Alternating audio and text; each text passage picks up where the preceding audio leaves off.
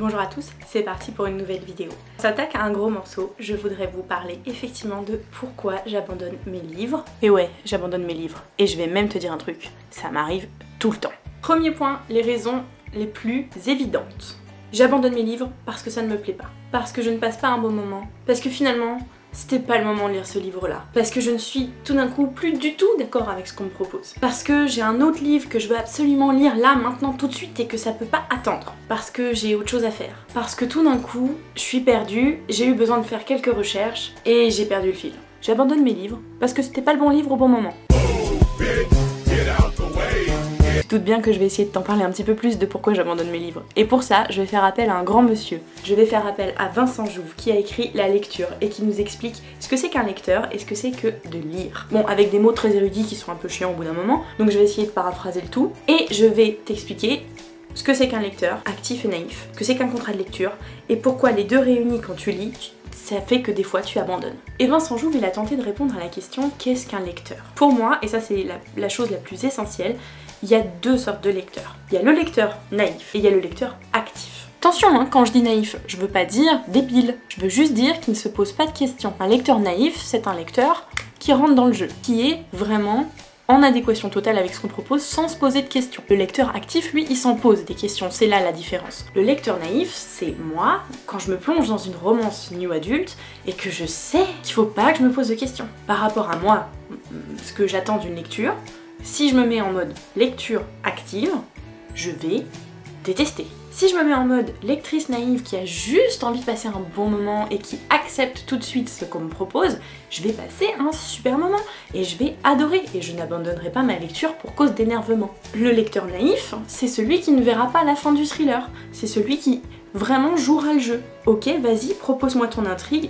Promis, j'essaierai pas de deviner qui est le flic, qui est le criminel, tant que tu me l'auras pas dit. Ça, c'est un lecteur naïf. Un lecteur actif, c'est celui qui va faire vas-y, donne-moi ton thriller. Je te parie que je saurai qui est le tueur avant même que toi-même, l'écrivain, tu le saches. Un lecteur actif, je caricature bien évidemment, mais un lecteur actif, c'est un lecteur qui va être impliqué, un lecteur qui va donner de sa personne, qui va faire attention aux détails, et qui va peut-être même un peu chipoter. Le lecteur actif, c'est celui qui, dans les 50 premières pages, il va faire bien évidemment attention à l'histoire, mais il va aussi s'intéresser au style, et c'est lui qui va repérer le premier oxymore, c'est lui qui va voir toutes les figures de style, c'est lui qui va comprendre que le livre s'inscrit dans un courant du 19e siècle, mais avant Victor Hugo, parce qu'on reconnaît pas la patte de Victor Hugo encore dans les influences de l'auteur. Un lecteur actif, c'est un lecteur qui s'implique dans son livre. Et pareil, ça nous est tous arrivé d'être un lecteur actif, ça nous est tous arrivé d'être un lecteur naïf. Ça dépend de comment tu te lèves le matin, ça dépend de comment tu apprécies ou comment tu abordes ta lecture. Et ben, rien que là, selon si tu es un lecteur naïf ou un lecteur passif le matin quand tu te lèves, tu vas abandonner ton bouquin ou pas. Ça fait partie des raisons pour lesquelles, des fois, j'abandonne un livre. Quelquefois, j'ai des coups de cœur sur des livres qui, normalement, ne m'auraient pas plu. Si je m'étais vraiment impliquée, c'est-à-dire moi, ma personne, ce que je pense, les concepts que je porte tous les jours dans ma vie, si je les avais impliqués dans ma lecture, bah, ce livre-là, par exemple, celui-là, là, bah, je l'aurais détesté. En tout cas, je l'aurais abandonné. Parce qu'au bout d'un moment, je me serais dit non, non, c'est bon, il y en a trop. Et pourtant, dans la vidéo coup de cœur que je vous en ai fait, je vous ai expliqué que j'avais vu, mais que c'était pas grave. Là, j'étais une lectrice naïve. Si j'avais été une lectrice active, je l'aurais abandonné.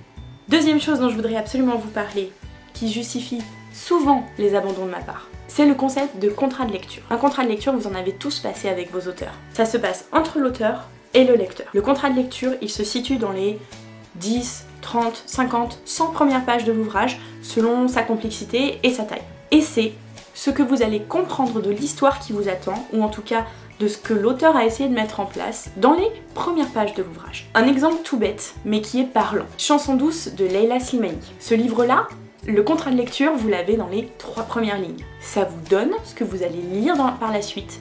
Et ça vous permet à vous de comprendre si oui ou non vous voulez aller plus loin. Vous êtes intrigué, vous avez à peu près l'idée de quoi ça va parler, à vous de voir si vous acceptez le contrat ou pas. Ça, c'est un contrat de lecture, passé entre l'auteur et le lecteur. Alors, tu continues ou t'abandonnes? Et quelquefois, ce contrat de lecture, il peut être très long à être mis en place. Par exemple, je sais pas moi, le Seigneur des Anneaux. Ça va être une des choses pour lesquelles beaucoup de personnes vont vous dire « Ouais, mais moi j'ai abandonné parce qu'au bout de 150 pages, je savais toujours pas de quoi on parlait. C'était chiant quoi, 100 pages sur la comté, la description des hobbits, c'est bon quoi. » Et oui, Et je comprends tout à fait, c'est un contrat de lecture qui est super long, faut s'accrocher. Ça, c'est sûr qu'un lecteur naïf, pour le coup, il faut qu'il s'accroche. Et quelquefois, le contrat de lecture, on peut ne pas le comprendre. Moi, ça m'est arrivé de me dire, ok, c'est là que l'auteur veut m'emmener, ça m'intéresse, je continue. 100 pages plus loin, 100 pages plus loin, je me fais toujours chier. Du coup, j'arrête. Alors ça, c'est un résumé grosso merdo des deux grandes notions que ce que c'est que la lecture. Mais surtout, la lecture, ça se fait à deux. L'auteur qui vous a écrit un texte et vous qui allez le lire. Et peu importe l'état d'esprit dans lequel vous êtes, vous le projetez fatalement dans votre moment de lecture. Il y a des livres doudous dont on a besoin pour se sentir mieux. Il y a des livres où on a juste envie d'aller voir ce petit côté de la catharsis là derrière qui nous titille un petit peu le derrière du cerveau. Et du coup, on va se plonger dans un livre de Mo Hayder parce que c'est le bon moment, parce qu'on a envie de frémir là, maintenant, tout de suite. Si, au moment où vous avez envie d'un livre doudou, je vous mets dans les mains un roman de Mo Hayder, je pense que d'une, vous allez me détester, deux, vous allez l'abandonner, le livre c'est sûr, c'est pas du tout ce qu'il vous faut pour l'instant. Alors que peut-être que le dimanche d'après, vous l'auriez adoré. Parce qu'un texte, on s'y projette, fatalement. Et il y a une phrase dans le livre de Vincent Jouve qui est absolument magnifique, et qui pour moi, justifie ce que je suis en train de vous dire, c'est-à-dire qu'un livre est forcément un lien avec le lecteur. Et Vincent Jouve, il dit, le texte ne peut que programmer la lecture. C'est au lecteur qu'il appartient de la concrétiser. Tu comprends là maintenant tout ce que je te dis depuis le début? Que c'est toi qui fais le roman.